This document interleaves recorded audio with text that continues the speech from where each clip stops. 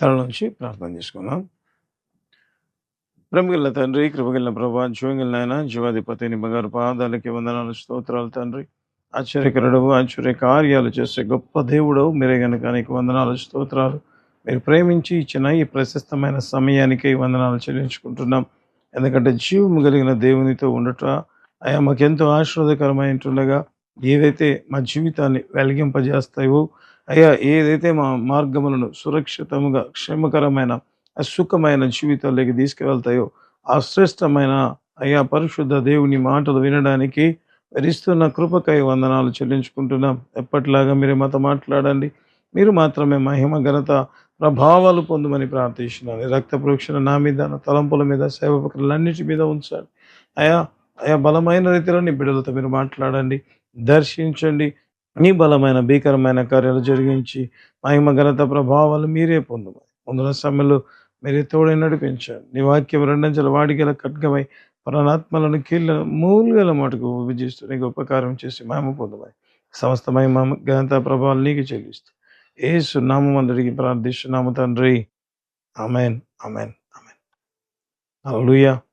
అనేక సార్లు ప్రియమైన వాళ్ళరా మన జీవితాల్లో ఏ రీతిగా ఉంటాయి అంటే మన దేవుని నమ్ముకొని ఉంటాం.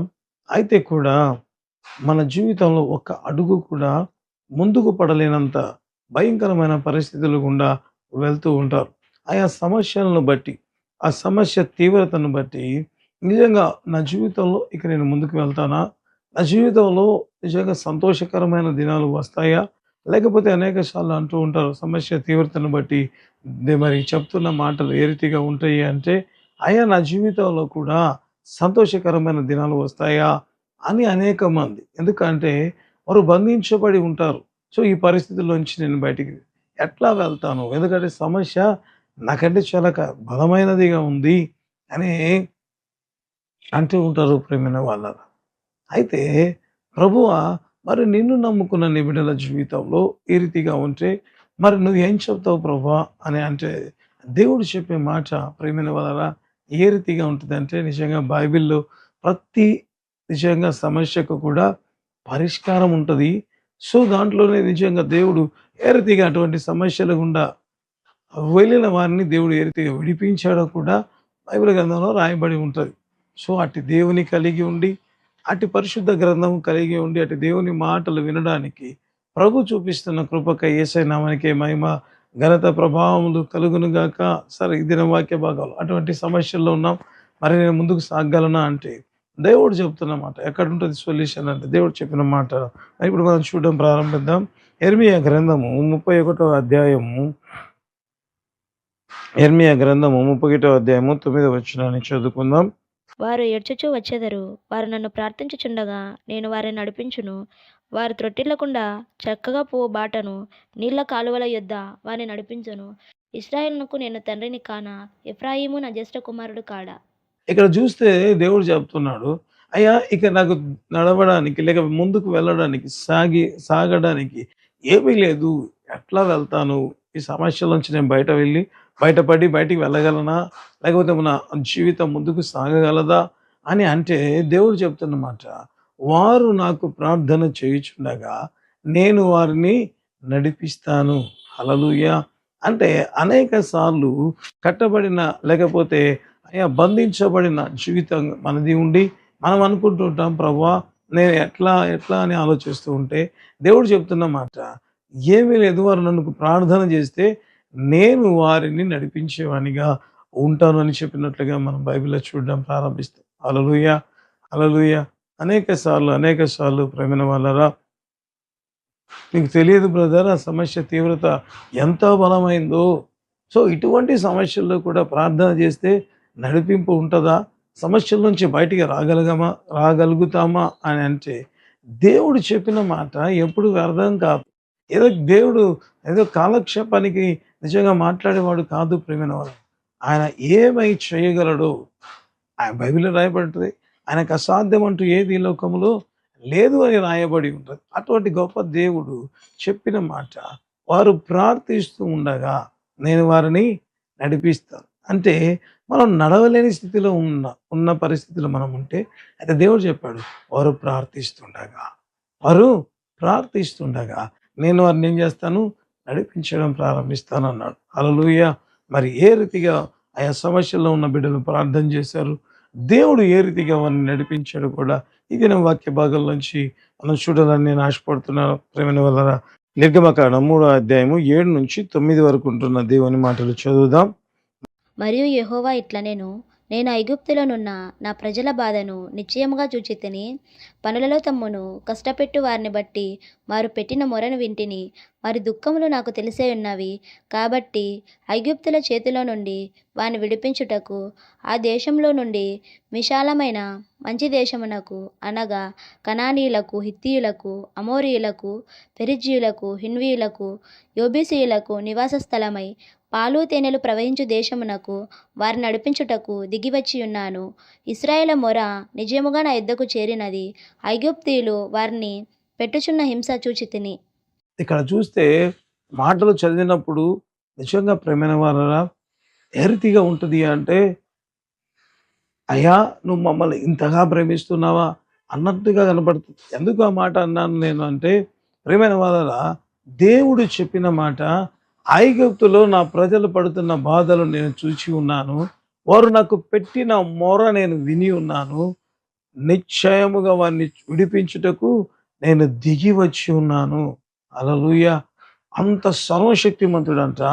నిజముగా ఐగుప్తు దేశంలో వారు బంధించబడి ఇక వెళ్ళడానికే ఛాన్స్ లేదు. ఎందుకంటే ప్రేమిన వల్ల అప్పట్లో ఐగుప్తు రాజు చాలా బలవంతుడు. సో వారు నిజంగా ఆ ప్రదేశం నుంచి ఏమాత్రము ఛాన్స్ లేదు ప్రేమిన వల్ల.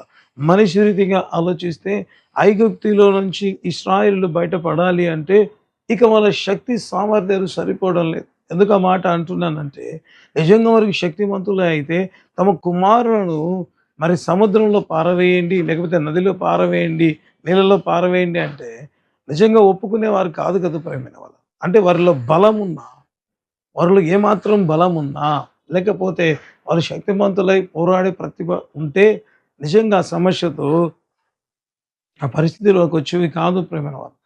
అయితే వారు బలహీనంగా ఉన్నారు. ఫరో చాలా బలంగా ఉన్నాడు. ఎందుకంటే బైబిల్ గ్రంథంలో రాయబడింటది, కొన్ని వందల రథములు, ఇనుప రథములు కలిగి ఉన్నాడు. అంత మాత్రమే కాదు, నిజంగా ఫరో ఏ రీతిగా ఉంటాడంటే అతని దగ్గర శకునగాళ్ళు, మంత్రికులు అనేక మంది ఉంటారంట. అంటే ఎంత అంటే మ్యాన్ పవర్ ఉంటుంది, లేకపోతే నిజంగా బ్లాక్ మ్యాజిక్ ఎంత ఉంటుంది. కాబట్టి ఇశ్రాయేలు అనుకున్నారు, అయ్యా దీంట్లోంచి మేము బయట పడలేము అనేది వాళ్ళ అభిప్రాయం. అయితే వారు తెలుసుకున్న సత్యం ఏమంటే ప్రేమైన వాళ్ళ సమస్యలు వారు దేవునికి మొరపెట్టడం ప్రారంభించారు. అయ్యా ఇక మేము దీంట్లోంచి బయటికి వెళ్ళాలి అంటే ఏకైక మార్గం నీవే. అనేక సార్లు నిజంగా ప్రేమైన అనేక మంది సమస్య తీవ్రత చూసిన తర్వాత ప్రార్థన చేయడం మానివేస్తారు ప్రేమలో, ప్రార్థనే చేయరు. కారణం ఏమి అంటే ఇక ఏముంది అండి, ఏమాత్రమైన నిరీక్షణ ఉంటే మనం ఏదైనా అడిగితే బాగుంటుంది. కానీ మన కళ్ళు చూస్తున్నాయి కదా, మన కళ్ళు చూస్తున్నాయి కదా, మనకు అంతా తెలుసు కదా. అనేక సార్లు ఇటువంటి మాటలు వింటాం. ఏమైనా హోప్స్ ఉంటాయి కదా మనం ప్రార్థన చేయవలసింది. ఏమీ లేనప్పుడు ఎందుకు ప్రార్థన చేయాలి? అసలు ఐగుప్తు రాజు ఫరో అంత బలవంతుడే ఉన్నాడు. సో అనేక సంవత్సరాలుగా మన పూర్వీకులు నిజంగా పోరాడారు. ఆ తర్వాత జనరేషన్ కొట్లాడింది. ఇంతమంది చేశారు కదా, ఇప్పుడు మనం ఏం చేయగలము? ఎందుకంటే ప్రియమైన వాళ్ళ ఒకవేళ మనం అనొచ్చు, అయ్యా ఐగుప్తులో ఇశ్రాయేల్ జనం విస్తరించింది కదా, కాబట్టి అప్పుడున్న వారి కంటే ఇప్పుడు బలవంతులు కదా, కాబట్టి ఇక ఎందుకు ఛాన్స్ ఉండదు అని అడగవచ్చు ప్రేమ. అనేకసార్లు ఇటువంటి అనుమానాలు మనకు రావచ్చు. అయితే నాకు అనిపిస్తుంది, ఇశ్రాయేలే మాత్రమే ప్రబలి ఉంటారా? ఫరో బలం ప్రబలి ఉండేదా? తన బలము రోజు రోజుకు అతను పెంచుకొని ఉండిండడా అంటే ఖచ్చితంగా ప్రేమైన వాళ్ళు. అంటే ఎటు చూసినా కూడా ఇశ్రాయేలు వారి శక్తి సామర్థ్యాలతో బయటికి వచ్చే ఛాన్స్ ఏమాత్రము లేదు, ఏమాత్రము లేదు. అయితే వారు ఏం చేస్తారంట, దేవునికి మొరపెట్టారు.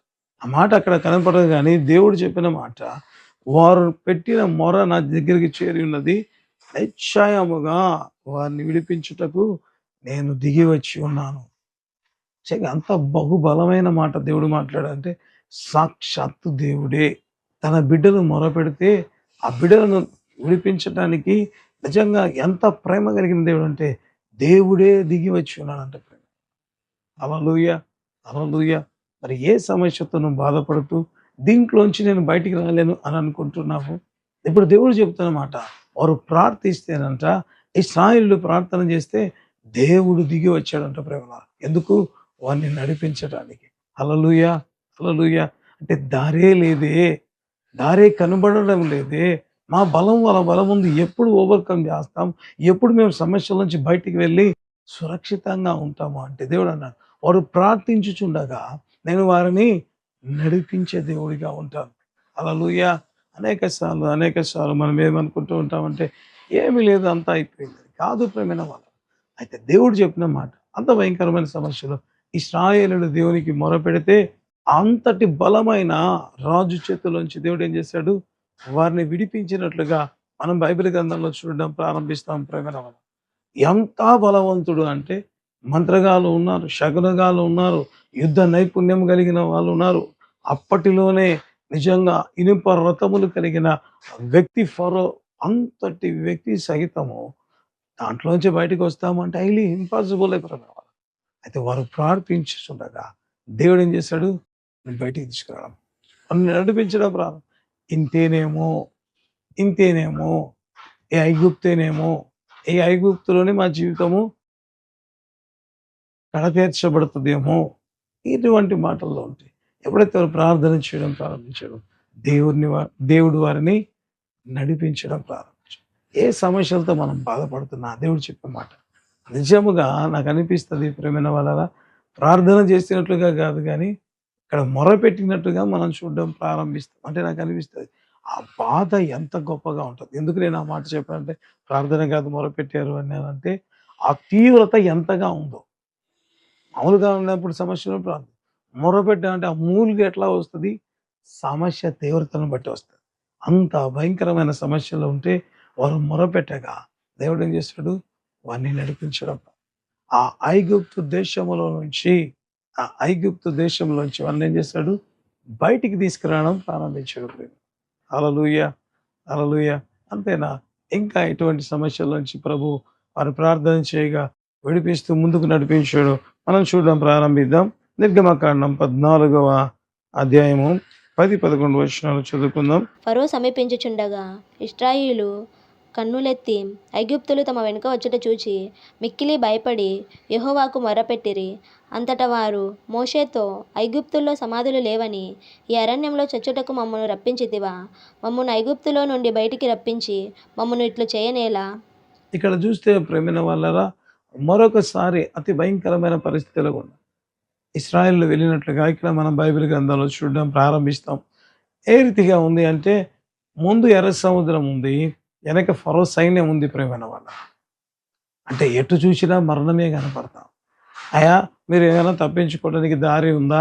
మీరు నడవడానికి దారి ఉందా అంటే ఏమీ లేదు, ఏమీ లేదు ప్రేమైన వాళ్ళ. ఏమాత్రము కూడా సోర్సే లేదు. అంటే కంప్లీట్‌గా సమస్య ఏం చేసింది? వారిని నిజంగా రౌండ్ ఆఫ్ చేసిందా అన్నట్లుగా ఉంది ప్రేమైన వాళ్ళ. ఎందుకంటే ముందుకు వెళ్ళలేరు, వెనక్కి రారు. ముందుకు వెళ్ళినా చచ్చిపోవడమే, వెనక్కి వచ్చినా చచ్చిపోవడమే ప్రేమైన వాళ్ళ. ఈ సమయంలో ఎట్లా ఉంటది అంటే ఇక ఏమీ ఛాన్స్ లేదు. ఇక ఏమీ ఛాన్స్ లేదు. కేవలం ఉండేది ఏం చూస్తుంటారంటే ఇక నిరాశ, నిస్పృహ మాత్రమే ప్రేమైన వాళ్ళ. అందుకే వారు మిక్కిలి భయపడి ఇక మోషేని తిట్టడం మొదలుపెట్టారు.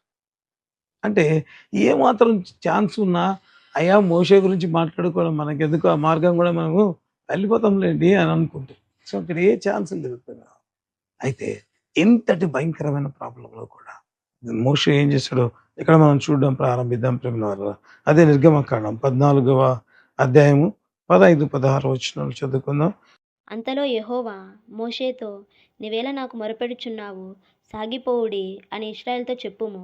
నీవు నీ కర్ర ఎత్తి ఆ సముద్రం వైపు నీ చెయ్యి చాపి దాని పాయలుగా చేయము. అప్పుడు ఇశ్రాయేలు సముద్రం మధ్యను ఆరిన నేల మీద నడిచిపోవుదురు. హల్లెలూయా, హల్లెలూయా. నిజంగా ప్రేమైన వాళ్ళరా, అంతటి అంటే సమస్యకు సొల్యూషనే లేదు అన్నట్లుగా ఇక్కడ ఉంటే అడుగు తీసి అడుగు వేయడానికే లేదు, కష్టంగా ఉంది అంటే ఆ సమయంలో మోషే మొరపెట్టగా దేవుడు ఏం చేశాడంట, సాగిపోడిని ఇశ్రాయేలుతో చెప్పు. అయ్యా ఎట్లా ఉంటది? ఎట్లా పోగలుగుతాము అంటే, దేవుడు అంటాడు, నేను ఎర్ర సముద్రాన్ని పాయలు చేస్తాను. అంత మాత్రమే కాదు ప్రేమైన వాళ్ళు. దేవుడు ఎప్పుడు మాట్లాడినా చాలా మంచిగా, చాలా ఆదరణకరంగా ఉంటది. ఎందుకంటే, అయ్యా సముద్రం చేదుస్తావు బాగానే ఉంది. దాంట్లో బురదలో ఎక్కడ ఇరక్కపోతాము. లేకపోతే ఈ సమస్యల నుంచి నిజంగా మేము ఒకవేళ నాకు అనిపిస్తది 6 నెలలు నీళ్ళు లేకపోతే చిన్నపిల్లలు, వృద్ధులు ఎట్లా దాటుకోగలరు?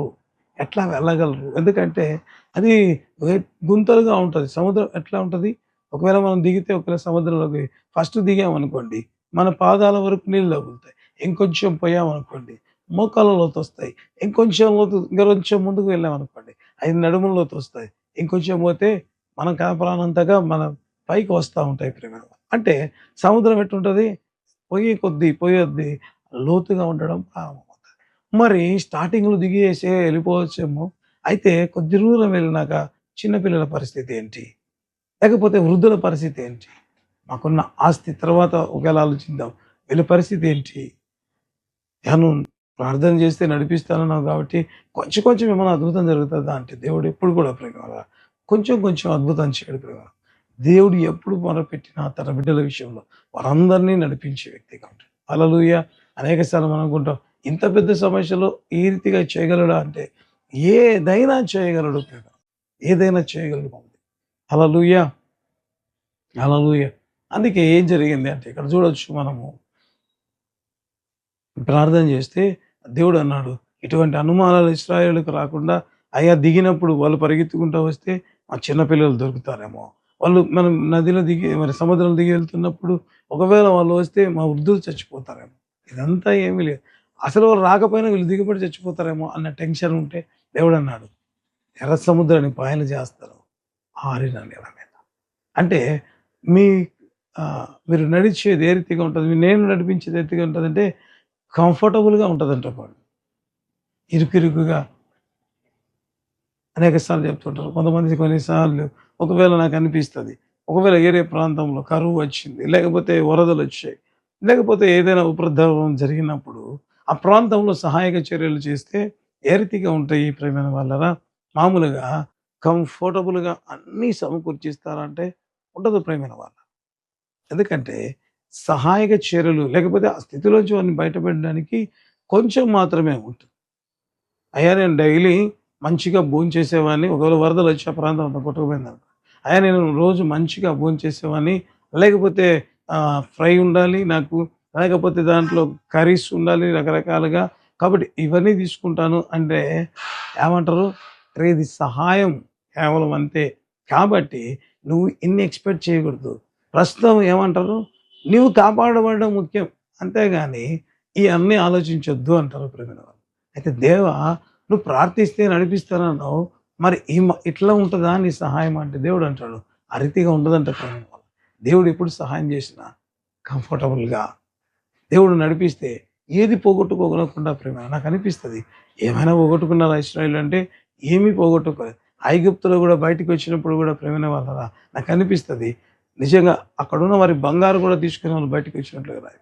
అంటే దేవుడు నడిపించే మార్గము అంటే మనం ప్రార్థిస్తే దేవుడు నడిపిస్తూ ఉంటాడు గదా!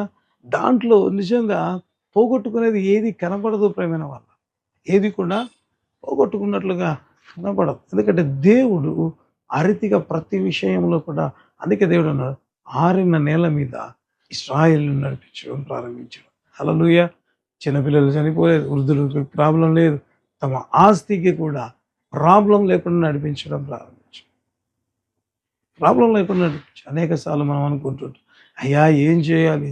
ఈ పరిస్థితిలో ఏం చేయాలి?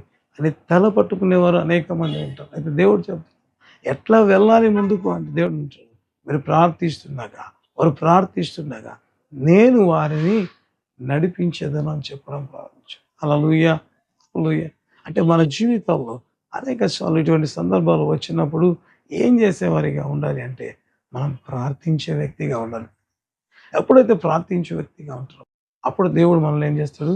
నడిపించడం ప్రారంభిస్తాడు. చివరిగా ఒక వాక్య భాగాన్ని చూసి మన వాక్యాన్ని ముగించుకుందాం. నిర్గమకాండం 15వ అధ్యాయము నిర్గమకాండం 15వ అధ్యాయము 22-25 వరకు ఉంటున్న దేవుని మాటలు చదువుదాం. మోషే ఎర్ర సముద్రం నుండి జనులను సాగజేయగా వారు షురు అరణ్యంలోనికి వెళ్ళి దానిలో 3 దినములు నడిచిరి. అచ్చట వారికి నీళ్లు దొరకలేదు. అంతలో వారు మారాకు చేరిరి. మారా నీళ్లు చేదవినవి గనుక వారు ఆ నీళ్లు త్రాగలేకపోయిరి. అందువలన దానికి మారా అను పేరు కలిగెను. ప్రజలు మేమేమి త్రాగుదమని మోషే మీద సనుగొనగా అతడు యెహోవాకు మొరపెట్టెను. అంతటా యెహోవా అతనికి ఒక చెట్టు చూపెను. అది ఆ నీళ్లలో వేసిన తరువాత నీళ్లు మధురములాయెను. అక్కడ ఆయన వారి కట్టడను విధిని నిర్ణయించి అక్కడ వారిని పరీక్షించి ఇక్కడ చూస్తే ప్రేమిన వల్ల రాయబడిన మాట మరొక అనుభవం నిజంగా ఏ రీతిగా ఉంది అంటే ఇక్కడ పరిస్థితి నిజముగా ప్రేమిన వాళ్ళరా ఆహారం లేకపోతే కొద్ది రోజులనే ఉండొచ్చు. ఇక్కడ రాయబడి ఉంటుంది వారు 3 రోజులు ప్రయాణం చేశారంట సముద్రం నుంచి అరణ్యం. చూస్తే వాళ్ళకి అక్కడ నీళ్లు దొరకలేదు అన్న మాట కనబడడం ప్రారంభిస్తుంది. నీళ్లు దొరకలేదంట. ఇప్పుడు వెళ్తే అక్కడ నీళ్లు ఉన్నాయి. అబ్బా ఇదేదో బాగానే ఉందిలే అని తాగుదాం అనుకునే లోపల అది చేదైన నీళ్లు అని రాయబడింది. అంటే అంత దూరం ప్రయాణం చేసి చేసి వస్తుంటే ఎంతగా ఉంటుంది ప్రేమిన వాళ్ళ దాహం ఖచ్చితంగా కష్టంగా ఉంటుంది. సో ఈ పరిస్థితుల్లో ఇక నీళ్లు లేవు అంటే ఎప్పటికి వస్తాయో తెలియదు. ఇప్పుడు ఈ 3 రోజులు ప్రయాణం చేసాం. ఆ 3 రోజుల్లో నీళ్ళు దొరకలేదు. ఇప్పుడు 4వ రోజు వచ్చింది. నిజంగా 4వ రోజు కూడా నీళ్లు దొరికాయి అన్నట్లుగా ఉంది. చూస్తే అది చేదు నీళ్ళు. అనేక సార్లు నిజంగా ప్రేమైన వల్ల నీళ్లు లేనప్పుడు ఎంత భయంకరంగా ఉంటుంది ఈ పరిస్థితి అంటే అన్‌బేరబుల్‌గా ఉంటది. ఏది జరగాలన్నా వాటరే ఉండాలి. సో ఇప్పుడు తాగడానికే వాళ్ళకి నీళ్ళు లేక అల్లాడుతున్న సమయంలో వారు నిజంగా ఆ ప్రాంతంలో ఇక ఏముంటది మంచినీళ్ళు లేకపోతే చచ్చిపోతారు ప్రేమ. అంత భయంకరమైన సమస్యలు నిజంగా బైబిల్లో రాయబడి ఉంటది. తిరిగి మోషే ఏం చేశాడు? దేవునికి మొరపెట్టినట్టుగా మనం చూద్దాం. మొరపెట్టగా దేవుడు ఏం చేశాడు?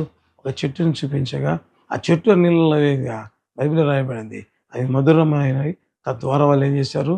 దాహం తీర్చుకోవడం ప్రారంభించారు. నాకు అనిపిస్తుంది అంటే దేవునికి ఎప్పుడు మనం ప్రార్థన చేసినా దేవుడు ఖచ్చితంగా మన కోసం అద్భుతం చేసి ద్వారములు తెరిచి మనల్ని ముందుకు నడిపేవాడిగా ఉంటాడు. అనేక సార్లు లాట్ ఆఫ్ టెన్షన్స్లో ఉన్నప్పుడు ఏం చేస్తామంటే ప్రార్థన చేయం ప్రేమ. అసలు ప్రార్థనే చేయం. ఎందుకు అంటే కన్ఫ్యూజన్లో ఏం చేయాలి అర్థం కాదు. ఎవరైనా ఏమైనా చెప్తారా? ఎవరైనా ఏదైనా సహాయం చేస్తారా? ఈ తలంపుల మధ్య మాత్రమే మనం ఉంటాము. కానీ దేవుడి దగ్గరికి వెళ్ళి మనం ప్రార్థించే వారిగా ఉంటే దేవుడు మనల్ని నడిపించే వారిగా ఉంటాడు అనే సంగతి మర్చిపోతాం. అందుకే దేవుడు ఏం చేశాడంటే అనేక మార్లు ఇటువంటి మార్గం కూడా ఇశ్రాయేలు వెళితే ప్రతిసారి కూడా ఏ సమస్య కూడా చిన్నది కాదు ప్రేమ, భయంకరమైనది. అయితే ప్రతిసారి ప్రార్థన జరిగింది. తద్వారా వాళ్ళు ఏం చేశారు? నడిపింపబడడం ప్రారంభించారు. సో మన జీవితంలో మనం తెలుసుకోవాల్సిన సత్యం కూడా ఏంటంటే అనేక సార్లు మనం కన్నీరు గార్చే పరిస్థితి గుండా వెళ్తూ ఉంటాం. బాధ తట్టుకోలేక దుఃఖంలో మునిగిపోయే పరిస్థితులు ఉంటాయి. అయితే ఇక ముందుకే సాగలేదు నా జీవితం అన్నట్లుగా ఉన్న పరిస్థితులు ఉంటే దేవుడు చెప్తున్నమాట వారు ప్రార్థించగా నేనే వారిని నడిపిస్తాను. హల్లెలూయా. వారు ఎవరంట? మనం ప్రార్థించే వారిగా ఉంటే దేవుడు ఏం చేస్తాడంట? మనల్ని నడిపించే దేవుడుగా ఉండడం ప్రారంభిస్తాడంట. హల్లెలూయా. మరి జరిగిన ఒక అద్భుతాన్ని నేను మీతో పంచుకోవాలని ఆశపడుతున్నాను. ఏంటంటే చాలా రోజుల కిందట ఒక వ్యక్తి వచ్చాడు ప్రేమ. వచ్చి ఆ వ్యక్తి చెప్పిన మాట, అయ్యా నాకు అప్పుల బాధ చాలా ఎక్కువగా ఉంది. తద్వారా ఏమవుతుందంటే అప్పుల వాళ్ళతో నాకు కష్టం కలుగుతా ఉంది. సో అప్పు తీర్చుదాము అంటే నా కాడ ఏమీ లేదు. సో ఏమీ చేయలేను. కాబట్టి నా పరిస్థితి బాధాకరంగా ఉంది. ఎట్లా ఉంది నా పరిస్థితి అంటే నేను బయట వెళ్ళి తిరగడానికి కూడా కష్టమైన పరిస్థితిలో నేను ఉన్నాను అని చెప్పడం ప్రారంభిస్తాను. మా వాళ్ళందరికీ తెలుసు కదా ప్రేమ వల్ల అప్పుల వాళ్ళు చాలా సీరియస్గా ఉంటారు, భయంకరంగా తిడుతూ ఉంటారు. సో ఆ పరిస్థితి తట్టుకోలేక ఆయన నిజంగా వచ్చి ప్రార్థన చేయమని అడిగాడు. సో ప్రార్థన చేస్తుండగా దేవుడు కూడా ఏం చేశాడు? తను ఇచ్చిన మాటను ఎప్పుడు దేవుడు మర్చిపోడు కాబట్టి ఆయన నడిపించేవాడు. ఒకరోజు ఆయన వచ్చి చెప్పాడు ఏమని అంటే చాలా సంతోషంగా ఉన్నాను. అంతవరకు ఆయన ముఖంలో సంతోషం అనేది ఎప్పుడూ చూడలేదు. అయితే ఆయన చెప్పిన మాట ఏంటి అంటే, "అయ్యగారు ఎందుకు మీరు ఈరోజు ఇంత సంతోషంగా ఉన్నారు?" అని అడిగితే ఆయన అన్నాడు, "అయ్యా నాకొక భూమి ఉండేది. ఆ భూమి బంజరు భూమి. అంటే ఏం పండదు. సో, దాని బంజరు భూమి కాబట్టి దానికి పెద్దగా వాల్యూ లేదు. ఎందుకంటే నాకున్న అప్పులెక్కువ. కానీ ఆ బంజరు భూమి అమ్మినా అంత డబ్బులు రావు. కాబట్టి నాకు ఏ సోర్స్ లేదు నేను బయటపడడానికి. అందుకే కదా ప్రార్థన చేయించుకున్నాను. అయితే ప్రార్థన చేసిన తర్వాత ఏం జరిగింది అంటే ఆయన అంటాడు, ప్రార్థన చేసిన తర్వాత దేవుడు ఒక అద్భుతం చేశాడు. ఆయనకి ఆశీర్వాదాల తలుపులు తెరిచాడు. ఆ అప్పు పోవున్నట్లుగా ఆ సమస్య నుంచి వెళ్ళిపోయావు. ఏంటి ఆ అద్భుతం అంటే నిజంగా ప్రేమైన వారలా ఆ బంజరు భూమిలో గవర్నమెంట్ పైప్ లైన్ శాంక్షన్ అయింది. అంటే గవర్నమెంట్ మరి పైప్ లైన్ ఏస్తుండగా ఆ పైప్ లైన్ ఎక్కడి నుంచి వచ్చిందంటే ఆ లైన్ పోయే దారి ఏది అంటే ఈయనకున్న ఆ బంజరు భూమిలోంచి వెళ్ళిందంట. వాస్తవంగా ఈయనది మాత్రమే బంజరు భూమి. అటు అటు సైడ్ దగ్గరలో ఉన్న భూములన్నీ కూడా వ్యవసాయ సంబంధించిన భూములే ప్రేమేవారు. కేవలం ఈయనది మాత్రమే ఈయనకున్న ల్యాండ్ మాత్రమే దాంట్లో ఏమీ పండదు.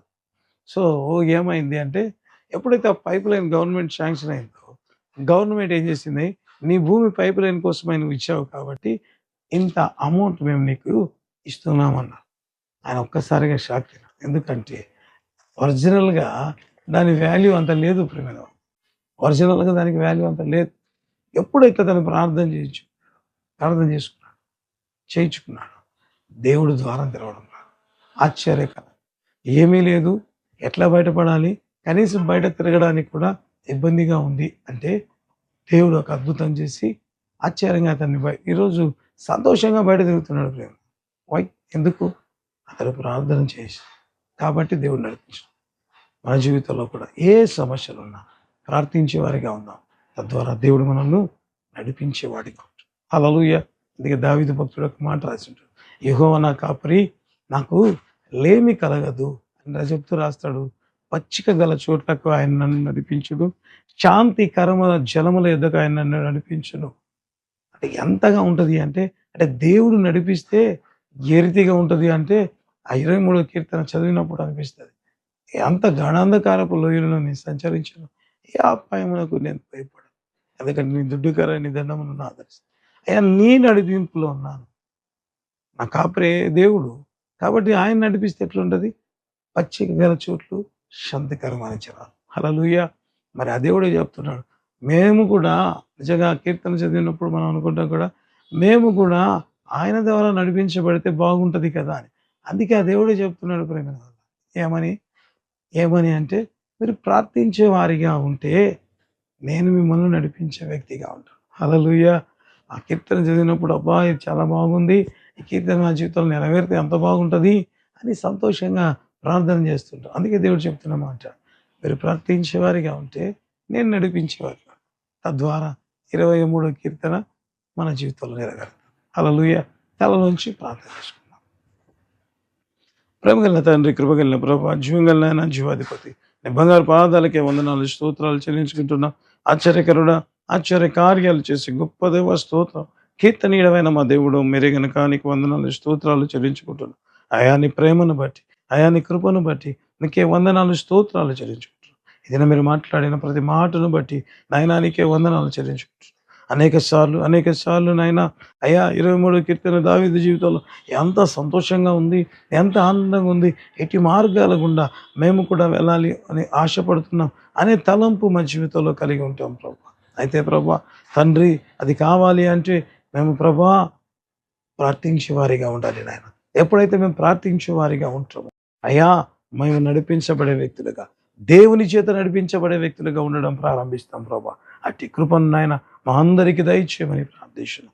ఇక నుంచి ప్రతి సమస్యలో మేము ప్రార్థించే వ్యక్తులుగా, అయ్యా దేవుని చేత నడిపింపబడే వ్యక్తులుగా మార్చబడుదుముగాక. హల్లెలూయా, హల్లెలూయా, హల్లెలూయా. అట్టి కృప మీరే మమ్మల్ని నింపండి. మహిమ కలిగిన నీ కార్యాలు జరిగించి మహిమ ఘనత ప్రభావాలు కేవలం మీరు మాత్రమే పొందుమని ప్రార్థిస్తున్నాను. ఎంతైనా నమ్మదగిన దేవుని ఎదుట ప్రార్థిస్తున్నాను.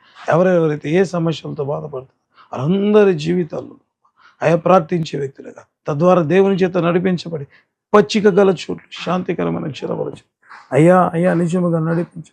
అట్టి దీవెనలు పొందే బిడ్డలుగా మార్చి మీరే మేము పొందమని నీ గొప్ప కార్యాలు ఒక్కొక్క బిడ్డ జీవితాలు జరిగించి ఏ ఆశీర్వాదాల కింద ఎదురు అయ్యా కదలలేమనుకుంటున్నారు ప్రార్థించి వాగ్దానములను ఆశీర్వాదములను స్వతంత్రించు కొందరుగాక యేసునామమున. అట్టి గొప్ప కార్యం మీరే జరిగించి మహిమ ఘనత ప్రభావాలు మీరే పరిశుద్ధాత్మ దేవుని కార్యం మిగుల బలముగా జరిగించి తండ్రి మీరే మహిమ పొందుమని సమస్త మహిమ నీకే అయ్యా గౌరవ తొలగించి ఆస్వాదించాడు అయ్యా వారు ప్రార్థించి అయ్యా ఆశీర్వాదం పొందుకున్నట్లుగా అయ్యా తండ్రి నిజముగా ఎంతమంది అయితే అనారోగ్యంతో ముట్టండి, స్వస్థత పరచండి, అద్భుతాలు వచ్చి గర్భఫలం ఇవ్వండి, ఆర్థిక పరమైన అద్భుతాలు వచ్చి సరైన మార్గం ప్రతి ఆత్మీయ జీవితం నడుచులాగున వారు ప్రార్థన కలిగి ఉందురుగాక.